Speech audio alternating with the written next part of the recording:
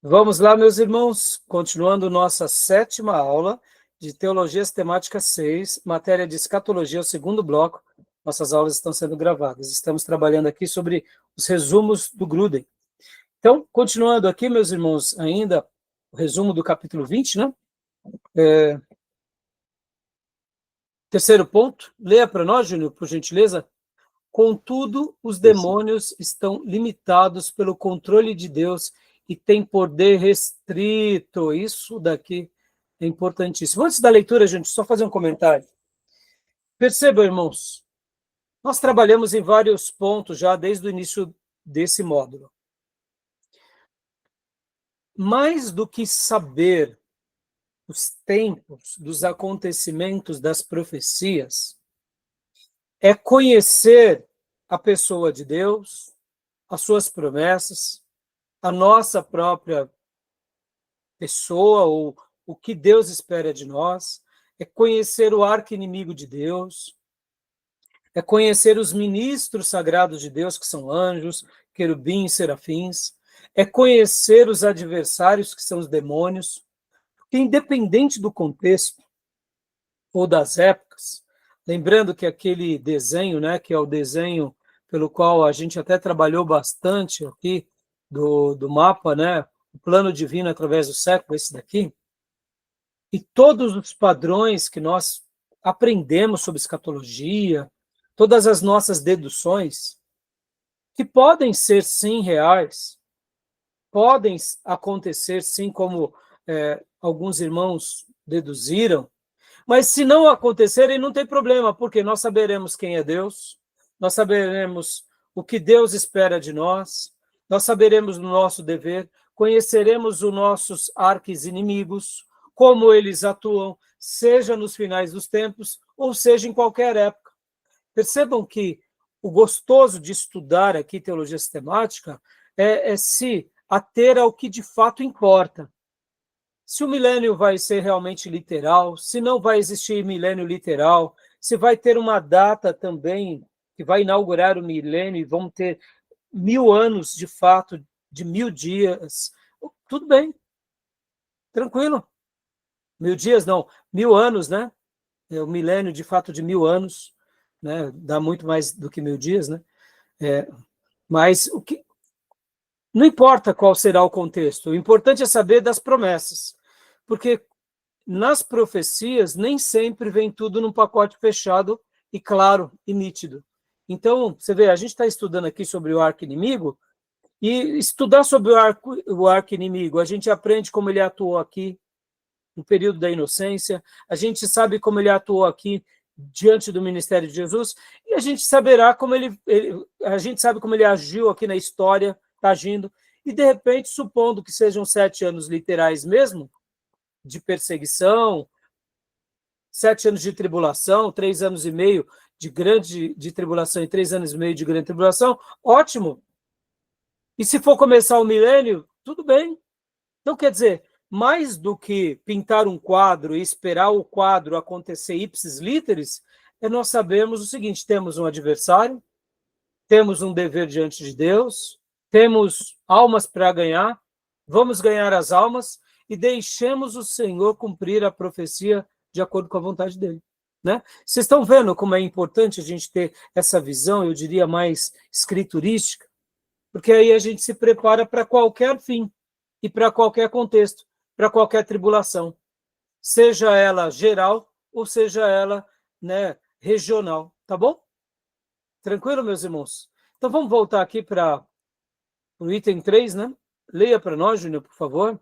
Contudo, os demônios estão limitados pelo controle de Deus e têm poder restrito, né? Ou restritivo. A história de Jó deixa claro que Satanás podia fazer só o que Deus lhe permitia, e nada mais. Os demônios são mantidos em algemas eternas, Judas 6, né? E os cristãos podem muito bem resistir-lhes por intermédio da autoridade que Cristo nos legou. Tiago 4,7. Esse texto é muito lindo, né, irmãos? É um texto que nos desafia a gente lutar mesmo contra o diabo. Então, meus irmãos, o que vocês têm dúvida disso? Concordam com o que a gente acabou de ver? Né? É importante vocês saberem dessas promessas e principalmente sobre essa área restrita do diabo, né? Lembrando, irmãos, aqui mais uma vez, eu gosto muito de ensinar isso à igreja, né? Qual é essa área restrita? Que área é essa restrita? Porque aqui no mapa, olha só, né? Nós ocidentais temos uma ideia de que o inferno é aqui embaixo, né, irmão? É debaixo da terra, né? O inferno é debaixo da terra. Mas, segundo as escrituras, a luta e a batalha é na esfera dos ares. Não é debaixo da terra, né? Essa ideia debaixo da terra é uma ideia pagã, é uma ideia errada, que o inferno é debaixo, né? Mas o inferno pode ser em qualquer lugar onde o inimigo esteja. E a gente sabe que as esferas das batalhas se dão nos ares, né? Nas potestades dos ares. Então, não é necessariamente debaixo da terra. Agora, qual é essa área restritiva, né? O que nós poderíamos dizer sem medo de errar? Qual é esse campo de atuação onde o diabo ele domina? Como que nós poderíamos denominá-lo? É onde tem o quê? É onde que se faz o quê? Pastor, é no mundo, né? No mundo. E quando a gente fala no mundo, a igreja está no mundo. Então, que mundo você está se referindo? O mundo sistema. O sistema mudando, porque a Bíblia fala que o mundo já é do maligno. Opa, então é no sistema regido pelas rédeas, pelas diretrizes, pelo cabresto das trevas. Não é isso? Isso. Logo, mundo aqui a gente pode dizer o seguinte, que todo território onde é restrito ao diabo é onde há o quê? Pecado. É onde há o quê? Uma vida de independência de Deus. Percebam que nessa área, onde é a área do pecado, é onde o diabo atua. Simples assim, meus irmãos. É tão simples. Quando a gente entende isso, fica tão claro o Salmo 1, não fica? Pode ver.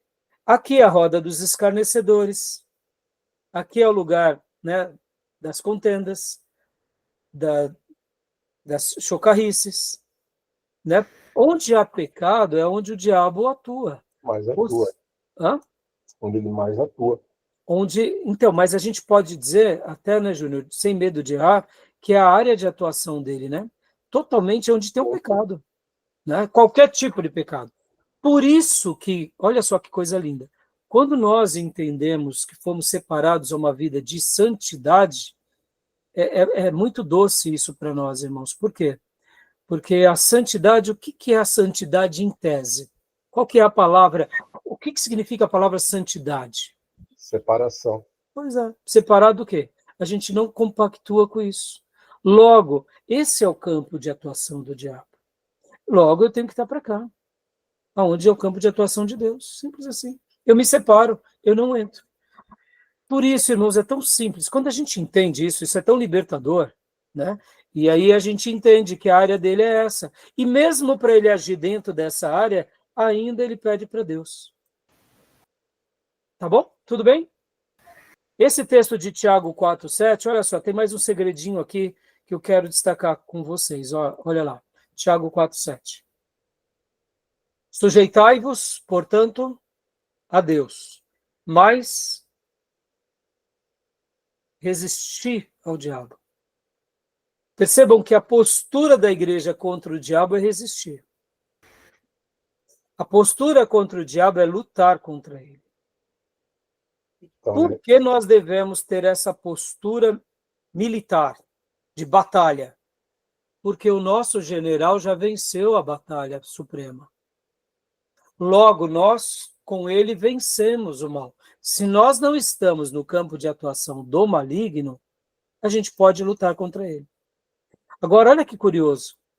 Jesus diz que quando se trata do diabo, a gente luta e resiste. Mas quando se trata dos assuntos da carne, a gente faz o quê? Quando se trata da carne, a gente luta contra a carne? A gente foge. Aí, Beatriz, é tão simples, né? Ou seja, se são as coisas carnais, a gente foge, a gente não luta. porque a nossa natureza é pecadora. Mesmo um nascido de novo, ele não deve provocar a Deus. Se Deus disse para a gente fugir da aparência do mal, ou seja, ali está uma área que a gente pecou um dia, que é uma coisa que faz parte da... A gente foge, a gente passa longe dali. Agora, se aqui fosse um demônio, se fosse um diabo, aí a gente luta. Isso é muito claro, meus irmãos. Pastor, mas o diabo não está naquele pecado? Claro que ele está, mas é um pecado necessariamente, é uma área que o diabo está.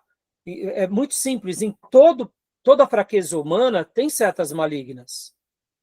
Mas muitas vezes, vamos dizer assim, vamos decodificar aqui, meus irmãos, resistir contra o diabo é literalmente quando a gente vê que é uma afronta espiritual, que não tem uma origem física, de aparência do mal. E como a gente traduz isso, irmãos? É muito simples também. Lembrando que todos nós, um dia, por termos sido libertos do pecado, nós éramos escravos a alguma coisa. Ou seja, daquilo que éramos escravos, nós fazemos parte do grupo de risco. Como assim, pastor? Vamos lá. Quem era viciado em dependência química, ele faz parte do grupo de risco do quê? Dependência química. Quem era alcoólatra faz parte do grupo de risco do alcoolismo. Quem era uma pessoa violenta, agressiva, faz parte do grupo de risco de agressão. Quem praticou muita orgia, promiscuidade, faz parte do grupo da promiscuidade. Ou seja, tem a ver com alguma coisa espiritual? Tem. Mas essa coisa espiritual escravizou um dia a nossa carne. Logo, contra a aparência do mal, onde a nossa carne é tentada, o que a gente faz? A gente foge. E aí a gente só vai para as batalhas no mundo espiritual, mas a gente não vai lutar contra a nossa carne. E isso é muito simples, mas é muito poderoso, e muitos crentes caem aqui. Então, saber que fazíamos parte de um grupo de risco, por exemplo, meus irmãos, eu era uma pessoa que fumava, eu faço parte do grupo de risco do tabagismo.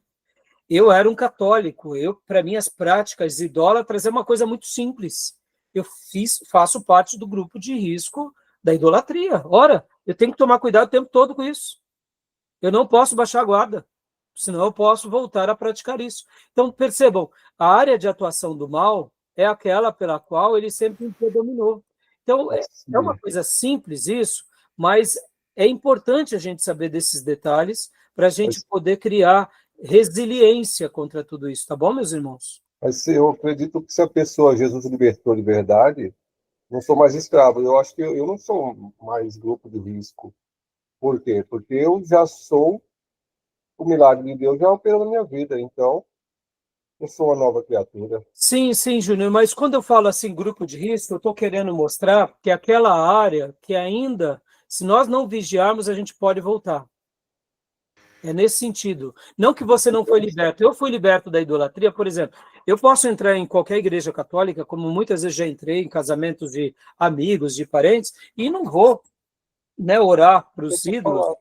Mas eu quero dizer o seguinte, a idolatria foi uma coisa que um dia foi muito forte na minha vida. Se eu não tomar cuidado, eu posso agora, até mesmo dentro da igreja evangélica, ter práticas idólatras e não perceber. Culto à personalidade. Então, perceba, eu fui liberto, eu não tenho dúvida disso, do tabagismo, eu fui liberto. Mas para que eu vou me aventurar, por exemplo, em qualquer coisa que eu sei que, de repente, por exemplo, se eu fui escravo daquele vício, eu tomo um cuidado maior do que os outros, entendeu? Vamos lá, Júnior, quem foi escravo, por exemplo, escravizado pelo alcoolismo? Se é uma pessoa que teve um dia aquela fraqueza, esse irmão ele tem que fugir de qualquer coisa, por exemplo, de um bombom com licor. São coisas simples. Eu não estou dizendo que eu estou pondo aqui um peso, Júnior, você não possa. Mas tem pessoas que podem acionar um gatilho. Entendeu o que eu quero dizer? Desencadear. Desencadear. E isso é um que é um zelo, Júnior. Lembra que Paulo fala sobre a comer carne ou não comer carne, a lei da licitude, da conveniência? Uhum. Todas as coisas me são lícitas. Então, para uns, comer carne é pecado, para outros não. Então, segue um pouco desse princípio, Júnior. Por exemplo, Júnior, Você tem uma história dentro da Igreja Batista, mesmo você tendo se desviado, de repente você lembra que você já compartilhou isso conosco, não é nenhum problema eu citar aqui. Mas vamos supor que você tivesse se afastado de Deus e tivesse se enfiado em grandes pecados, em grandes práticas. Hoje, talvez, você teria que tomar mais cuidado.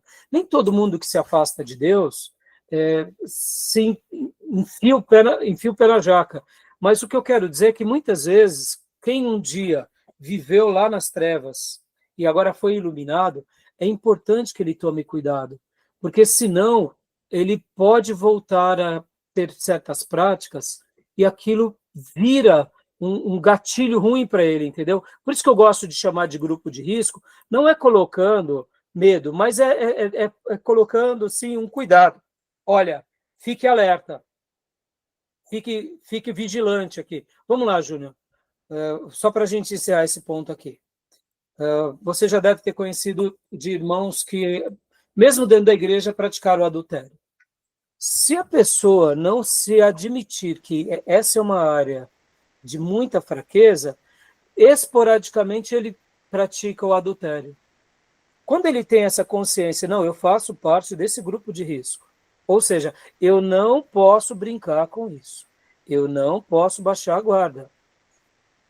A pessoa, ela cria nela uma vigilância onde, vamos supor, começa uma nova amizade, é um irmão, começa uma nova amizade com a irmã e fala, não posso ter amizades. Não vou, porque eu já tive 3 quedas e eu não quero nunca mais para a minha vida. Percebe? O que muitas vezes faz com que a gente caia é o nosso excesso de segurança. Saber que faz parte de um grupo de risco não tem nenhum problema. Entendeu? E é isso que eu quero dizer, eu não estou querendo colocar como um peso, mas como um alerta. Quem nunca adulterou, ele não sabe o que é viver debaixo dessa sentença do adultério. Mas quem já adulterou uma vez, 2 vezes, já viu o casamento praticamente ruir, ou quem sabe já casou de novo, porque foi buscar restauração em Deus, sentiu na pele como que foi difícil isso, ou seja, a pessoa se considerar assim é um gesto de humildade, entendeu? É isso que eu gosto de dizer. Eu não tenho dúvida que Deus libertou, mas se a gente não tomar cuidado, a gente volta às velhas práticas, entendeu? Pode ver que nem todo mundo é tentado na mesma área. Uns são tentados pelo dinheiro, outros são tentados pela pornografia, outros são tentados pela agressividade, outros são tentados... E por que eu estou falando isso? Porque os demônios, eles sabem da área em que um dia nós fomos tentados. E ele vai colocar pratos ali. Ele não vai colocar, por exemplo, se eu fiz parte do grupo de risco da promiscuidade, ele não vai colocar para mim, por exemplo, vícios. Ele vai colocar assuntos pelos quais um dia eu caí. O inimigo, ele é astuto. Não é que ele é onisciente, nada disso, como a gente já trabalhou aqui. Mas eu só estou colocando isso porque eu acho que é importante eu passar aqui para vocês, né? Tá bom? Meu ponto de vista, tá, Júnior? Podemos continuar? 4, leia para nós, Júnior, por gentileza. Verifica-se diferentes estágios da atividade demoníaca na história da redenção. No Antigo Testamento. Como no Antigo Testamento a palavra demônio não é usada com frequência, de início podemos ter a impressão de que há pouca indicação de atividade demoníaca. Todavia, o povo de Israel frequentemente pecava seguindo a falsos deuses. E quando nos damos conta de que esses falsos deuses na verdade, forças demoníacas, compreendemos que muitas passagens do Antigo Testamento, de fato, se referem a demônios. Olha só, então, aqui é uma coisa bem curiosa. Pode ver que qual que era a grande fraqueza do povo de Israel? Uma pseudo-idolatria também. Aonde Deus curou o povo judeu, irmãos? Aonde que Deus curou o povo judeu da idolatria? Definitivamente. Onde foi? Na Babilônia? Parabéns, Cília. Até a Babilônia, os judeus flertavam com a idolatria. Pode ver que quando Jacó sai com Raquel, Lia e com as suas outras 2 concubinas, elas levavam ainda o que? Os ídolos do lar. Exato, do pai, né? Podem ver que isso era uma coisa que acompanhou os judeus em todo o Velho Testamento. Quando houve a divisão do reino, pode ver, o que Israel fez logo de cara com Jeroboão? Construiu um altar lá em Dan e outra em Betel, e que era o quê? 2 altares de adoração. A tribo do norte, lembra disso? E mesmo Deus tendo separado Jeroboão como um líder das 10 tribos, a primeira coisa que ele faz quando ele está com o poder na mão, ele cria os seus bezerros de ouro, de adoração. Hã?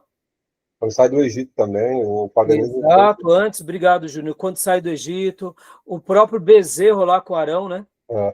Percebam que todo o Velho Testamento, o povo de Deus sempre flertou. Vamos lá, Júnior. Ó, como é legal, né? Quando a gente segue uma linha de raciocínio. O grupo de Israel tinha um grupo de risco? Tinha. Qual era? A idolatria. E Baal foi um grupo de risco para o povo de Israel? Opa, pelo amor de Deus. Daqueles ídolos, aqueles totem, né? Tá, o demônio está por trás daqueles totem de ídolo, né? Uhum. E olha que interessante. Aí nós temos, então, o castigo de Deus contra a tribo do norte. E vem cá, e a tribo do sul? Também fazia parte desse grupo de risco? Mesmo lá na tribo do sul, o templo estando lá em Jerusalém? Eles eram tentados também com relação a Baal, a idolatria? Sim, sempre flertava, né? Sempre flertava. E Lembra, né, o profeta... até Abraão, né, que saiu do paganismo também. Abraão vem aquela ideia de El, né, Deus lá, do antigo Deus pagão, vem de lá, os pais dele. Então, mas você vê que Abraão não flerta com a idolatria, né, Júnior? Sim, mas ele vem de uma origem de pagão, de culto pagão, né? Agora, por que eu estou falando isso? Olha, a gente vê que mesmo quando não aparece o demônio diretamente, ele aparece de forma indireta. E no Antigo Testamento também tem uma outra coisa, como eu mencionei na última aula. Muitas vezes, o mal, Satanás, não estava presente ali como ser, mas estava o quê? A maldade no meio das pessoas. E pode ver que Davi trata muito bem disso, entregando os maldosos a Deus, os inimigos. Então, Satanás não está diretamente, nem os demônios diretamente, mas o quê? Os frutos de Satanás, a essência dele e dos seus erros estão, né? Então, isso está o tempo todo no Velho Testamento. Tá bom? Tudo bem até aí? Tranquilo? Então, alguma pergunta? Agora, B, Júnior, por gentileza. No ministério de Jesus, após centenas de anos de incapacidade de alcançar um triunfo real sobre as forças demoníacas, é compreensível que, quando Jesus surgiu expulsando demônios com absoluta autoridade, as pessoas tenham ficado assombradas. Todos se admiravam a ponto de perguntar entre si: que venha a ser isto? Uma nova doutrina. Com autoridade, ele ordena aos espíritos imundos e eles lhe obedecem. Jamais se vira na história do mundo tamanho poder sobre as forças demoníacas. Aqui, como eu mencionei bastante na última aula, que no Novo Testamento há um descortinar dessa área. Literalmente, irmãos, é aqui onde a gente vê a grandiosidade da obra do Messias. Ele veio trazer para nós algo que estava subjacente, que estava escondido, e ele mostra, ó, essa luta é real. Tem Satanás, eu venci ele no deserto, eu estou vencendo ele no ministério, eu vencerei ele na cruz. E tem os demônios, eu estou vencendo ele. Sigam o meu exemplo e percebam o que eu irei fazer na cruz. E ele realiza tudo isso. Por isso que o Novo Testamento dá um novo panorama sobre essa dimensão da guerra contra o mal. E podem ver que é o Novo Testamento quem vai marcar todas as demais gerações. Isso é maravilhoso, tá bom? Então, isso é muito importante para a gente não esquecer, porque é aqui que entra o grande desfecho. Lembram-se, irmãos, que os judeus eles tinham como ideal que o Messias seria um líder político, que viria libertá-los do cativo dos romanos, ou seja, da opressão do Império Romano. Mas Jesus vem e liberta-os de Satanás.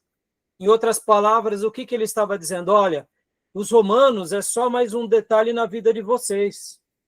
Assim como haverá romanos, haverá germânicos, haverá bárbaros, haverá muçulmanos, haverá uma religião pagã, haverá uma sociedade moderna, pós-moderna, mas percebam, eu venci o diabo e vocês podem vencê-lo comigo.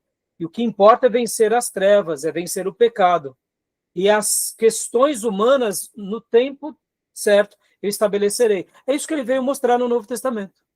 Então, é muito legal quando a gente tem essa premissa, porque aqui também a gente pontua muito bem os sinais dos tempos. Não importa como serão os sinais dos tempos. Se a igreja é arrebatada antes, no meio ou no final, se o milênio começa no arrebatamento da igreja, ou se a gente passa pelo milênio e Jesus vem no final, não importa. O importante é que a gente sabe que esses segredos ele já nos deu, e é esse exemplo que a gente vai seguir em qualquer contexto, em qualquer época. Então, por isso que esse assunto é muito importante também agora, tá bom? No Velho Testamento também, quando Moisés chega lá no faraó, lá, ele faz alguns milagres lá da cobra, faz alguns milagres lá da água transformada em sangue. E os magos do Egito lá, os feiticeiros, eles fazem alguns milagres também, né? Ele replica, né? Só que depois ele não consegue mais. Aí, tanto é que a cobra que Deus, Moisés fez lá, o milagre da cajado, ela devora do outro lado. Exato. Agora, olha que interessante, Júnior. Meu professor, pastor Paulo, doutor Paulo, que foi, assim como eu estou sendo para vocês, pela bondade de Deus, tá, meus irmãos? Vocês sabem que hoje, infelizmente, eu estou dando aula sozinho, né? Não era o meu intuito, não era o meu ideal, mas eu tive também um professor que ele era o coração do seminário, que ele me deu todas essas aulas de teologia sistemática, as doutrinas principais, hermenêutica, ou seja, eu diria que 80% do que eu passo para vocês eu aprendi com ele, o Dr. Paulo. E o Dr. Paulo dizia assim para nós, pastor Paulo, que o Egito ele realizava coisas sobrenaturais e em nenhum momento as escrituras nega. Nenhum momento. E aí o pastor Paulo diz o seguinte, que nos sinais dos tempos, o mundo vai viver aquela dimensão de uma espiritualidade tão grande, aonde vai ser um confronto entre o bem e o mal. E percebam que no Egito, como o Júnior bem citou, quando Moisés realmente faz ali os milagres pelo poder de Deus de transformar a água do Nilo em sangue, os faraós fazem a mesma coisa. A serpente de Moisés e as varas também dos magos são transformadas, a vara de Moisés é transformada em serpente. Então percebam que havia sobre o Egito um poder sobrenatural imenso. De que ordem era aquilo? De uma ordem do mal. A Bíblia não nega, dizendo que aquilo era falcatrua, que eram enganadores. É interessante, né? Ou seja, muitas coisas acontecem nas religiões que é o poder do mal mesmo atuando, é o sobrenatural, é a influência maligna, né? Mas Jesus nos deu a resposta, ele nos deu, né, eu diria, todo o caminho, e a gente na nova aliança tem que saber conservar isso, tá bom? Beleza? Então agora, minha irmã Beatriz, leia para nós, por gentileza, essa parte. Na era da nova aliança, essa autoridade sobre as forças demoníacas não se limitava apenas a Jesus, pois ele concedeu autoridade semelhante primeiro aos 12, em Mateus 10:8, Marcos 3:15, e em seguida aos 70 discípulos. Depois de um período de ministério, regressaram os 70 possuídos de alegria, dizendo: Senhor, os próprios demônios se nos submetem pelo teu nome. Lucas 10:17. Jesus respondeu: Eu via Satanás caindo do céu como um relâmpago. Lucas 10:18. Indicando novamente um grande triunfo sobre o poder de Satanás. Isso, repetimos, provavelmente ocorreu no momento da vitória de Jesus sobre a tentação no deserto, mas as Escrituras não indicam explicitamente quando isso aconteceu. Então, meus irmãos, olha só que interessante, né? Na nova aliança, enquanto ministério de Jesus, eles já recebiam a autoridade contra o mal. Mais uma vez, nós lembramos aqui, essa autoridade foi dada a quem? À igreja, a nós. Em meu nome expulsarão demônios. Esses demônios que expulsaremos é em toda a nova aliança, agora e na tribulação. Como que Deus vai fazer tudo isso? A gente não sabe, mas a gente sabe do seguinte, que a igreja ela tem autoridade contra as hostes malignas. E agora o próximo ponto, Beatriz, leia para nós, né? E é muito legal, olha só. No milênio. Por favor. Durante o milênio, o futuro reinado de 1000 anos de Cristo na Terra, mencionado em Apocalipse 20, a atividade de Satanás dos demônios ficará ainda mais restrita, usando linguagem que sugere uma restrição muito maior na atividade satânica do que a que presenciamos hoje. João descreve assim a visão que teve do início do milênio em Apocalipse 20, do 1 ao 3. Ou seja, né? Então a gente vê que a atuação do príncipe das trevas será imensa durante esse período. Por isso que é importante, irmãos, sempre, indiferente de quando acontecerá, como acontecerá, saber das promessas de Deus para nós. Porque seguir um modelo fechadinho, se der alguma coisa errada, ou seja, se aquilo que acreditávamos não acontecer, não é porque a palavra de Deus deixou de se cumprir, é porque de fato a gente leu errado, ou interpretou errado, ou teve uma dedução, eu diria, parcial da história, tá bom? Mas o mal ele vai ser atuado, vai acontecer, né? As atividades dos demônios ficarão, sim, aqui no caso mais restrita, porque a gente vê que será um período de castigo, onde Deus permitirá também um acerto de contas com o planeta. E aqui, meus irmãos, mais uma vez voltando, né, para aquelas leituras, a leitura literal e alegórica. Hoje, por exemplo, a gente vê que o mundo está passando sobre juízo. Isso é inevitável, isso é inquestionável. As pessoas sabem do que é certo e errado e elas fazem vista grossa, né? Então, a gente está vivendo já esse juízo, né? Tá bom? Leia para nós, Beatriz, o próximo ponto, o juízo final, por favor. No juízo final. Ao final do milênio, Satanás é solto e reúne as nações para a batalha, mas é definitivamente derrotado e lançado para dentro do lago de fogo e enxofre, e atormentado de dia e de noite pelos séculos dos séculos. Apocalipse 20, 10. Então o juízo de Satanás e seus demônios estará completo. Aqui é o grande ponto para qualquer um de que o acerto de contas com Satanás ainda não chegou, porque ainda ele não foi lançado. Ele não está lá, né? Isso é um fato. Aqui só lembrando do desenho, mais uma vez, ó. Então esse desenho e aí onde entra as utilidades dos mapas. E por isso que eu disse desde o meu primeiro dia de aula, irmãos, estamos aprendendo com todas as correntes, estamos aprendendo com todos os irmãos, e aqui é uma verdade. A gente sabe que há o Hades, lugar onde o inimigo está, o inferno, a gente sabe que é o lugar de tormento, mas ainda aqui não é o lugar definitivo. Isso ainda vai acontecer. Isso é um fato. Por isso que a gente sabe que na cruz, Jesus já venceu o diabo. Na cruz, o Senhor já realmente tomou, né, as chaves que estava sobre o poder. Aquela mesma autoridade que o homem tinha, que entregou de mão beijada para o diabo, agora na cruz, Jesus restaura essa autoridade a nós. E por isso que a gente vê que a igreja ela é vencedora e ela é triunfante. Ela é por causa da obra de Cristo. Mas esse mal que foi sentenciado, né? Eu gosto de usar a figura aqui, Júnior e irmãos, de um juiz que decreta, né, batendo ali o martelo, a sentença, mas que a pena vai ser cumprida em tal dia. Por exemplo, pena de morte, Júnior. Por exemplo, em países que tem pena de morte. Então, seria mais ou menos isso. Na cruz, Jesus sentencia as trevas. Satanás, os demônios e todos os desobedientes que não queiram crer em Jesus ou seguir o evangelho. Mas o dia da sentença final, né, da execução, é lá na frente. Né? Trono branco, né? Trono branco. Exatamente, né? Então, assim, pastor, mas então o diabo não foi vencido. Não, ele já foi. Ele já perdeu. Ele não tem mais autoridade. O único campo de atuação dele é o pecado. Por isso que a gente não pode brincar com o pecado, tem que buscar a misericórdia debaixo das asas inquebráveis do Senhor. Tá bom, meus irmãos? Beleza? Aquele parágrafo anterior fala que a Beatriz leu, que ele, no milênio, terá restrição, né?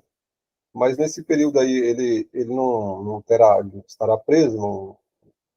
Então, aqui, na ideia do Gruden, Júnior, essa restrição seria o período da tribulação, né?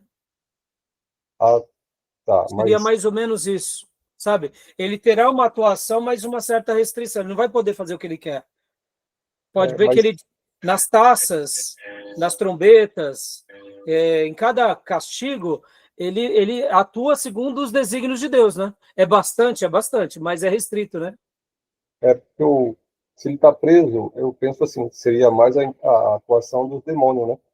Se ele está preso, assim, mesmo no Então, milênio, mas porque no milênio não vai, o milênio, o pecado ainda vai existir, isso, embora será meio que um paraíso, que o leão estará com a criança, tem toda aquela toda questão aquela questão, né? Mas assim, paradisíaca. você vê, Júnior, por exemplo, quando a gente fala agora sobre esse período de restrito, como a gente vê que ele não está, segundo a leitura, né? Vamos pegar aqui a leitura pré-milenista, pré-tribulacionista. Aqui, de fato, também, eu acabo tendo muita empatia por ela e eu, particularmente, eu acredito na possibilidade do anticristo ainda ser uma pessoa, ser um ser. Então, Amém. pode ver que quem está sobre o anticristo, ou quem está sobre a besta, o falso profeta, qual é o espírito que está nele? É um espírito de um demônio qualquer? Vamos imaginar, irmãos, né? Vocês sabem que dentro do espiritismo existem vários nomes, né? E cada religião tem os seus nomes, né? Lá no espiritismo tem a Pombagira, tem o Zé Pilintra, tem o Tranca-Rua, né? E vai, não é? Mas assim, vamos imaginar que no mundo espiritual, assim como no mundo angelical há uma hierarquia, nas trevas também há uma hierarquia, né? Onde Satanás ele está na frente de todos e tem as suas hierarquias. No caso, quando aparecer o anticristo, quem vai estar sobre o anticristo e dentro do anticristo é o próprio espírito de Satanás. Vamos lá. Quantas possessões malignas ou demoníacas Satanás teve na Bíblia? Quantas vezes Satanás se incorporou de alguém na Bíblia? A Bíblia menciona quantas possessões onde o próprio espírito maligno entrou dentro de alguém. Porque a gente, quando pega o Novo Testamento, tem várias possessões malignas. Mas nas possessões ali, nós vemos que são demônios, não é Satanás. Mas existem duas ocasiões na Bíblia que Satanás incorpora. Vocês lembram qual é? Gadareno ou não? Não. Ali era uma legião. Ali Ali, mesmo era uma legião. Sabe quais são? Vocês vão... Não Eu sei que sei. vocês sabem, só não estão lembrando. Ó, uma é no Novo Testamento, em Judas. A Bíblia fala que Satanás entra em no Judas. corpo de Moisés. Né? Não. Judas não é o Judas, é o Judas Iscariotes, Júlia. Ah, tá. Pode ver, a Bíblia, quando fala que Satanás entrou em Judas. Pedro também, né? Ou não? Hã? Pedro só foi Não, a Pedro só foi uma tentação, né? Ele tentação. estava cogitando das obras dos homens. Só Ele estava cirandou. sobre a orientação maligna. Aham. Por causa que aquilo, quando fazemos a vontade dos homens, que vai contrariar a vontade de Deus, já estamos na sugestão das trevas, né? Olha só, Júnior, quando Judas Iscariotes traz Jesus na ceia, a Bíblia vai dizer que Satanás entra dele, ou seja, Satanás incorpora no Novo Testamento em Judas Iscariotes, e o outro que está no Velho Testamento, Saul, ele recebia um demônio. Mas quando Satanás incorpora em alguém, é no Éden, é na serpente. Então, há só duas possessões na Bíblia onde Satanás incorpora em alguém. A terceira vez que Satanás incorporará em alguém, a Bíblia fala que é no anticristo, ou na besta, ou no falso profeta. Entendeu? Essas são as únicas 3 vezes que a Bíblia menciona aonde ele incorporará alguém. Por isso que na minha leitura, tá, meus irmãos, me entendam, tá? Eu acredito que um dia existirá de fato o anticristo. E para mim isso é literal. Quando vai ser, como vai ser, não me pergunte. Também acho Mas que é pessoa, né? É uma é pessoa. Porque o texto no Apocalipse se trata. E também nas cartas de Paulo. Entendeu? Sempre tratou assim na história, né? De pessoas mesmo. Que tem protagonismo por mal. E o diabo, meus irmãos, mesmo ele estando nos ares, ou como diz as escrituras, vagando nos desertos, para ele atuar, ele precisa de corpos, tá? Corpos. ele não atua sem corpo. Ele pode até ter, sim, uma certa força, mas a força maior dele se dará quando ele se apossa de alguém, ou de algum corpo. E aí é onde ele pratica mais destruições. Tá bom? Agora, Júnior, explicou aqui essa questão da... É uma área, sim, Uhum. de destruição, mas é restritiva. Por quê? É restritiva pelo tempo, porque serão 7 anos. É restritiva porque é uma pessoa e porque também ele terá um tipo de mal. É 1/3 da terra, é 1/3 das árvores, é 1/3 das águas. Ou seja, é muita coisa, mas é restritivo. Porque, olha só, Júnior, deixa eu só... esse ponto é legal. Meus irmãos, vocês acham que o diabo não gostaria agora de destruir o planeta todo?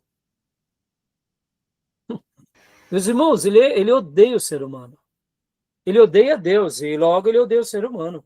O diabo só não destrói agora quem está hospitalizado, na cadeia, quem é débil mental, quem está nos lugares de pessoas que têm problemas mentais. Ele só não destrói porque Deus não permite, viu?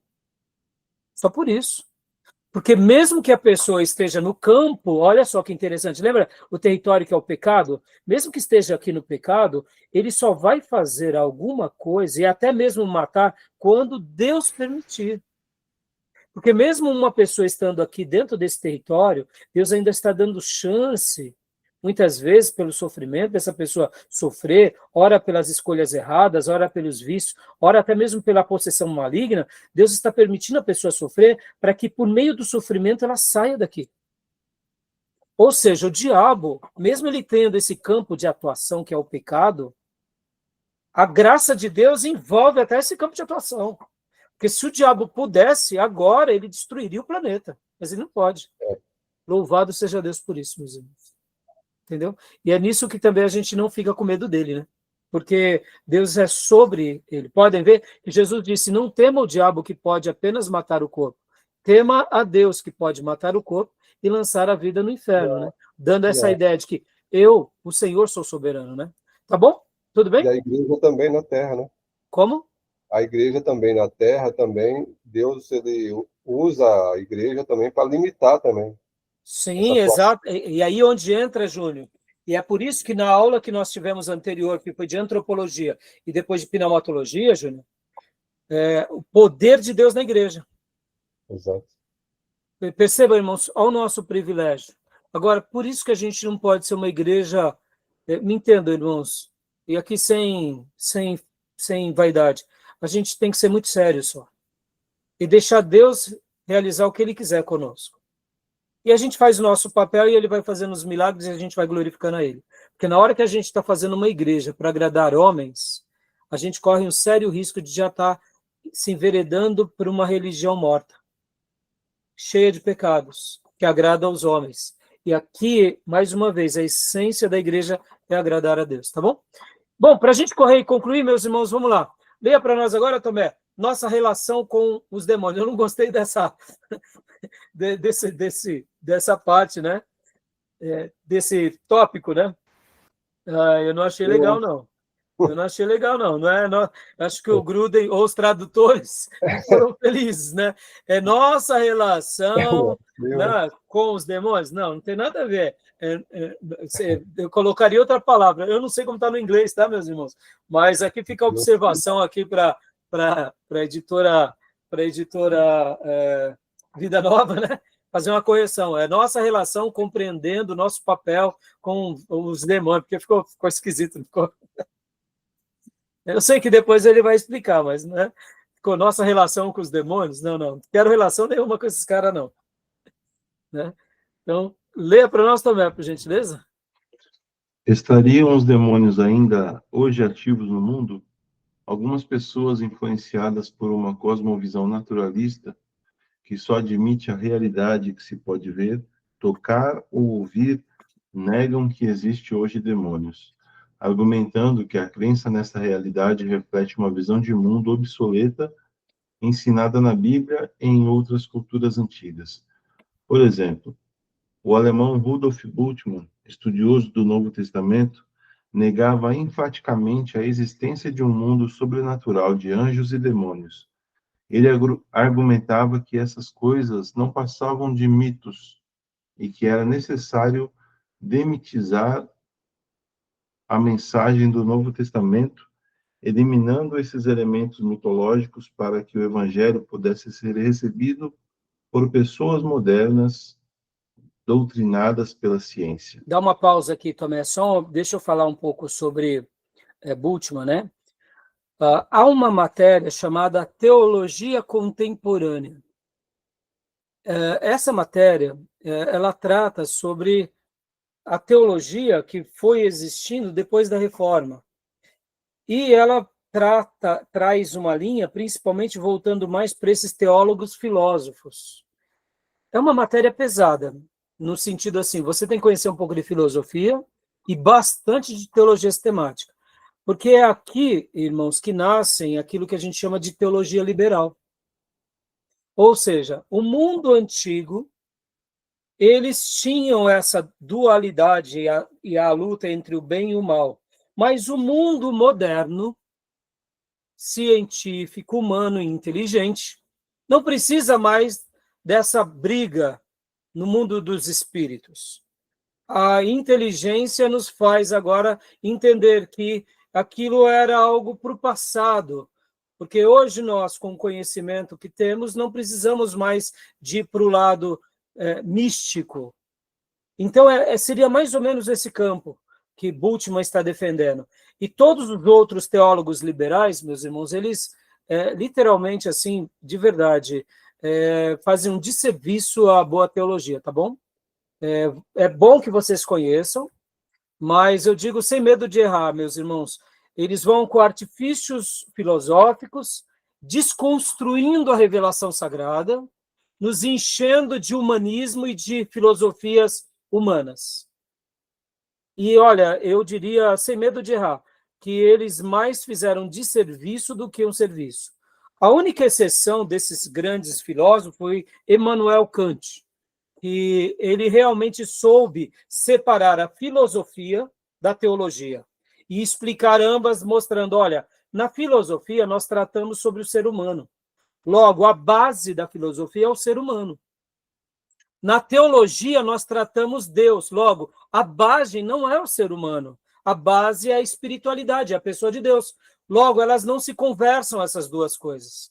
Se você está na filosofia, a base é o ser. Que ser? O ser humano, físico ou metafísico. E se você está na teologia, a base é Deus. Logo, Deus é espírito. Então não queira você fazer um contrapeso dizendo que são iguais, porque não são. Eles são antagônicos. Um nasce no espírito e o outro é matéria, é humana, é ideias humanas e abstratas. O outro é espírito, é o mundo além da matéria.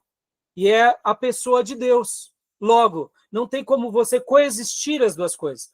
Por isso que, inclusive, até o mesmo Kant, ele vai dizer que, por exemplo, não existe filosofia cristã.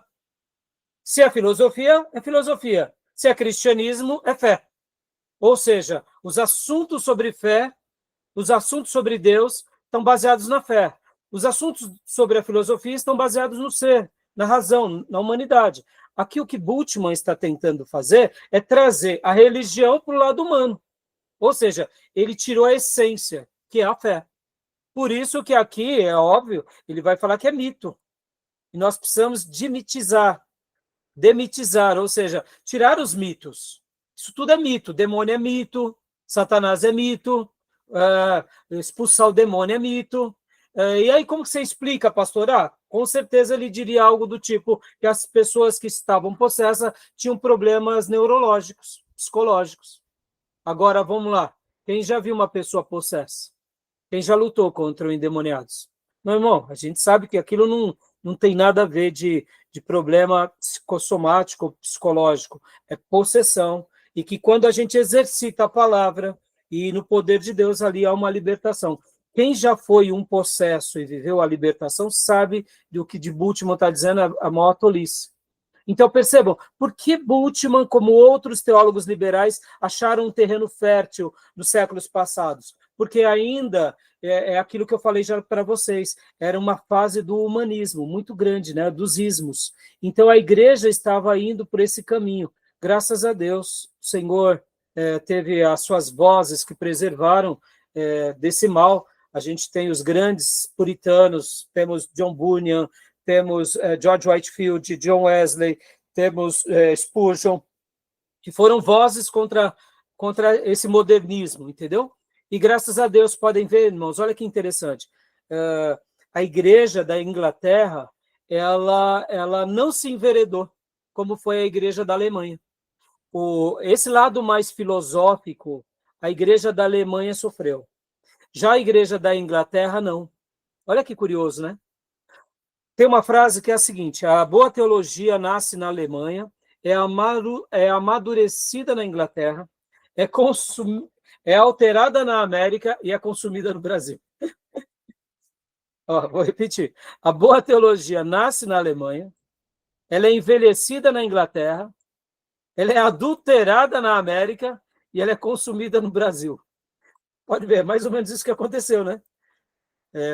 Mas os ingleses, aqui voltando à ideia, os ingleses, a igreja da Inglaterra, ela teve um papel maravilhoso na preservação da sã doutrina, irmãos, na história do protestantismo.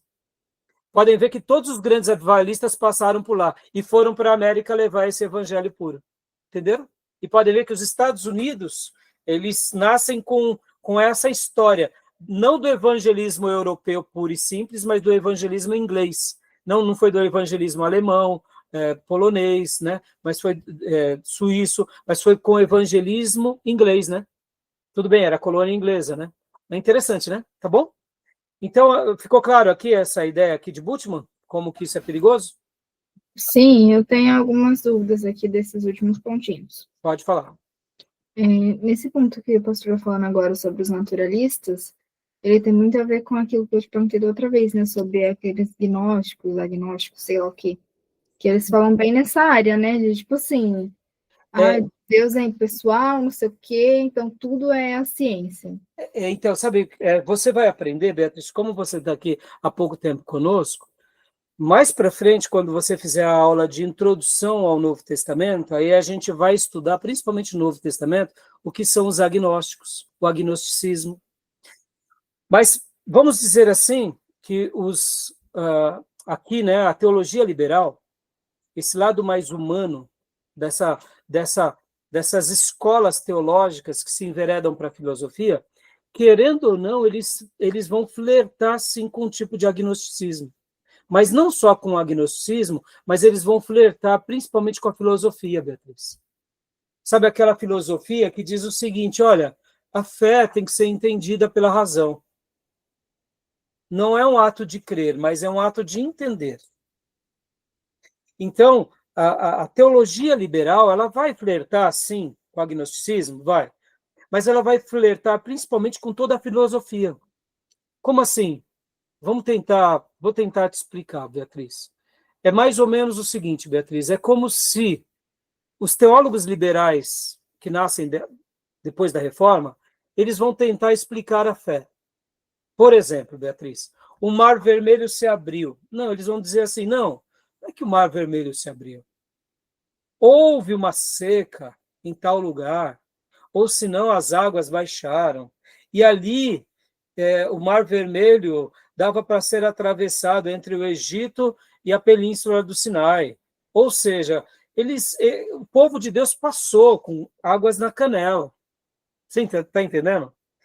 Eles vão tentar cientificar o Velho Testamento. Porque no momento em que eles vão e olham o Velho Testamento, de fato, como está escrito, eles têm que admitir que houve um milagre.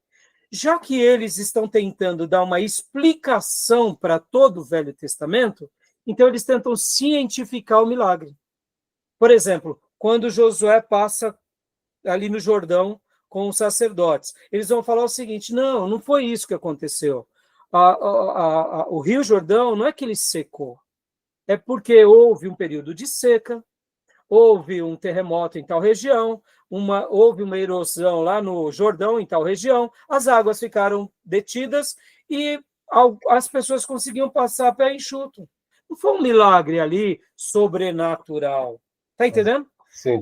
Científico. Eles tentam cientificar o Velho Testamento. Por isso que eu disse para vocês, irmãos, que a igreja, logo depois da Reforma Protestante, ali de 1500 até 1600, ainda se conservava, mas de 1600 em diante, até 1800 e pouco, quase 1900, esse período foi horroroso para a igreja, porque aqui foi o grande período do humanismo, onde, na filosofia, nós falamos que aqui é o período, hoje nós estamos no período pós-moderno, mas aqui é o período da modernidade. E na modernidade, o que acontece? Só se cria no que se explicava. Logo... Iluminismo, né? Hã? O advento do iluminismo, né? É o advento do iluminismo, exatamente. Então, Dentro da modernidade, propriamente dito, o que se falava? Bom, eu preciso explicar e entender para crer. Como que eu vou explicar que Josué falou para os sacerdotes pegarem a arca, carregarem no ombro e irem andando até o Jordão, e milagrosamente ficou uma parede de água aqui e o restante secou? É fé. O texto bíblico é claro com isso. Assim como o Mar Vermelho. Então, no modernismo, eles diziam, não foi isso que aconteceu, ali é uma figura de linguagem, ali é mitológico. Aí vem o discurso de Bultmann, entendeu? Então, eles tentam cientificar, e eles tentam explicar por meios filosóficos, entendeu, Fia?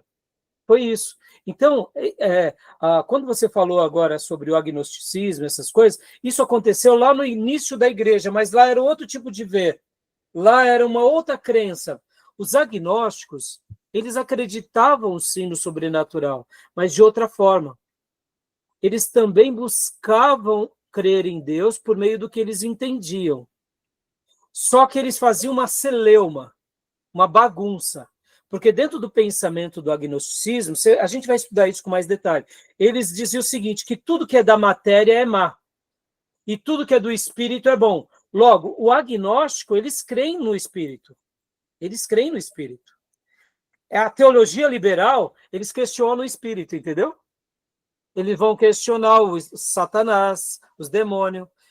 Dentro do agnosticismo, Beatriz, eles vão dizer o seguinte, que existe anjo e existe Deus. E tanto é que, o agnóstico, Jesus ele não veio com corpo. Jesus ele veio como um anjo, um ser que esteve na Terra, mas ele não tinha corpo. Aí a gente vai ter que negar as escrituras falando que ele estava em carne.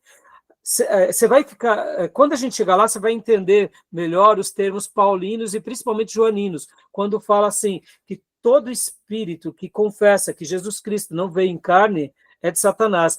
E é por isso que João vai trabalhar muito sobre a encarnação, porque os agnósticos e o agnosticismo, ele foi forte aonde? Ali no primeiro século, entendeu? Aí você vai entender melhor. Esse período aqui, depois da reforma, é o período que eu chamo de teologia liberal. E aqui, meus irmãos, aqui o negócio foi estreito, viu? Esses camaradas aqui... Só para vocês terem uma ideia, só uma última citação, eu já deixo você falar, Júnior. Dentro dessas citações aqui, para você ter uma ideia, tem teólogos, eles são chamados de teólogos, tá? E muitos deles não eram nem crentes, viu, irmãos? São chamados de teólogos, respeitado para muitas igrejas. E muitos vão dizer assim, olha, não precisa orar, basta você pensar. Pensou em Deus, você já está orando. É umas coisas assim, medonha, irmãos. Medonha. Uma última citação aqui, irmãos. Lembram quando Josué vence Jericó? Ali não foi o poder de Deus?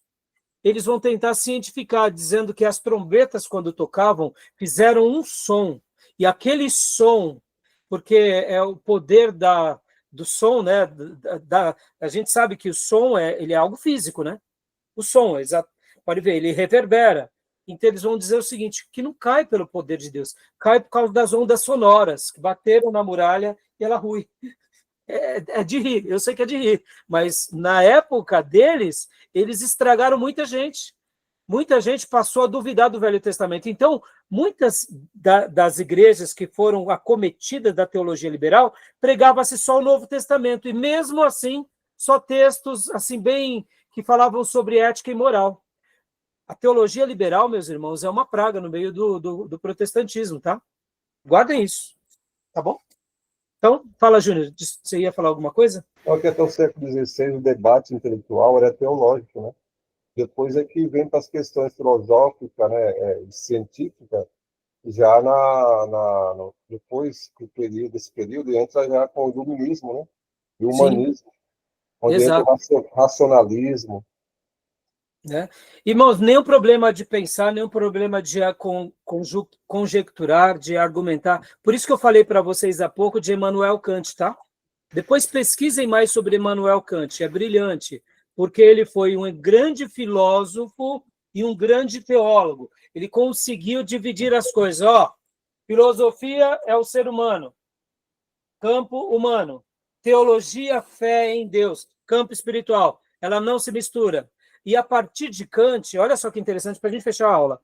Immanuel Kant foi tão genial que na filosofia há um corte, irmãos. Assim como na psicologia, Freud foi uma lenda, e pode ver que na psicologia ela é uma antes de Freud e uma depois de Freud. Psicologia é assim. A mesma coisa aconteceu com Immanuel Kant na filosofia. Com Kant, a filosofia, antes de Kant, a filosofia ela misturava muito, inclusive o romanismo fez um desserviço. E aí veio os teólogos liberais protestantes. Mas quando Immanuel Kant veio, a filosofia é uma antes de Kant e ela é outra depois de Kant. Tá bom? É muito legal. E aqui, só para vocês terem uma noção, né? Por isso que eu estou... Percebam, irmãos, porque nós fundamentamos vocês no texto sagrado, para vocês não enveredar para doutrinas de filósofos contemporâneos liberais, entendeu? Já pensou se nós estivéssemos estudando teologia sistemática liberal aqui? Vocês estariam negando os milagres. E eu não queria... Hã? O Jesus histórico. É isso, Jesus histórico, e aí vai, né? Ou senão o Jesus mítico, né? E aí vai, né? Tantas coisas que a gente, né? Os milagres, Irmãos, teve milagre, né? Vamos, mais alguma coisa para a gente fechar o módulo, para a gente ir para o último bloco? Mais alguma pergunta? Pastor, na parte lá que estava falando dos julgamentos, né? Que o povo vai lá pro lado, não sei o quê. A minha dúvida é, teria alguma possibilidade de, depois daquele julgamento, de quem está no Hades, no último julgamento, mudar o destino? Porque automaticamente a gente pensa que se a pessoa foi julgada uma vez, ela vai se condenar de novo. Então, Beatriz, o texto bíblico é claro dizendo sobre esses assuntos, filha. O texto bíblico não dá margem para dúvida. O texto bíblico mostra, podem ver, que ao homem está ordenado o quê? Morrer uma só vez, vindo depois o juízo. Toda decisão é tomada para nós durante a vida. Morreu na decisão, está selada por toda a eternidade a escolha. E os demônios? Foi no momento em que também eles tomaram a decisão de conscientemente seguirem o mal e a rebelião. A decisão eterna deles já está tomada. E o texto bíblico é muito contundente com isso. Eu sei que nós, seres humanos, muitas vezes queremos ser complacentes, mas não tem margem para isso, entendeu, Beatriz? Morreu, está decidido. Então, é por isso que nós devemos fazer como Paulo, pregar em tempo e fora de tempo. A ideia do purgatório nasce no humanismo, tá, Beatriz? A Bíblia não tem purgatório. O purgatório bíblico é o sangue do Cordeiro, que nos purifica de todo pecado. Aceitou em vida, está garantido a eternidade. Não aceitou, rejeitou, está perdido por toda a eternidade. Por isso que a Bíblia vai falar sobre a bem-aventurado é aquele que não passa, né, pela segunda morte, dando essa ideia da morte eterna. Tá bom, filha? Hebreus deixa claro isso. Ao homem está ordenado morrer uma só vez, vindo depois disso o juízo. Já que você fez essa pergunta, é importante te falar. Olha só, na revelação sagrada, que começa lá com Adão, Eva, Noé, e depois vem com Abraão, e aqui começa a história do povo de Deus, e aqui estamos. Vamos colocar aqui o final de todas as coisas. Podem ver que a Bíblia ela segue uma linha, sempre tendo uma revelação paulatina, mas é sempre progressiva, dando uma ideia de continuidade. Nas religiões, principalmente espíritas, Beatriz, pode ver, o homem reencarna, né? Ele reencarna, ele começa de novo, ele volta, ele volta. Na Bíblia Sagrada não tem essas voltas. Pode ver que a nossa história é uma continuidade, que começou lá com Adão, Eva, houve a ruptura, depois houve a reinauguração com Abraão, e aqui estamos. Não tem essas rupturas de reencarnação, né? Não tem essas rupturas de segunda chance. A gente está ainda na continuidade. Por isso que conhecer a verdade é libertadora. Podem ver como que as religiões espíritas, e principalmente orientais, elas colocam sempre uma volta, né? Reencarna, volta, reencarna, volta, reencarna, volta. É um ciclo inacabado, né? Karma, né? Do karma. E nas escrituras não existe isso, né? Por isso que a gente está seguindo uma história. Qual é a história? A história que Abraão começa. E que os apóstolos consolidam. E a gente está nessa caminhada. Pode ver que nós estamos dentro de um princípio, que é o princípio que Deus inaugura. Por isso que nós estamos debaixo da nova aliança. Ele é a nossa referência. Tudo muda, né? Pode ver que o cristianismo é muito diferente em todos os aspectos. Exato. Tá bom? Talvez para sempre, né? Ele entrou no santíssimo lugar, Cristo, como sacerdote e vítima, né? Para sempre. Para sempre. Uma vez por todas, né, Júnior? É. Glória a Deus. Tá bom, Beatriz? Fechou? Sim. Até o final dos 3 anos, filha, você vai ficar ligeiríssimo. Você vai ver onde vai encaixar, né, Júnior? O Júnior está chegando. O Júnior está na penúltima matéria dele, meus irmãos. Glória a Deus, né? Chegar nas matérias. Mas essa e a outra e se forma. Glória a Deus. Então, Ano que vem tem formatura, hein? então. E tem gente. Já no intervalo eu falo para vocês aí. Esse pensamento ela vai gostar bastante. 1 e 2. Tem gente que tá falando que vai se formar sem a beca. Pode isso, irmãos? Não. Mas a gente fala no intervalo. Deixa eu parar aqui, que senão vai ficar muito longa essa aula, tá bom? Beleza.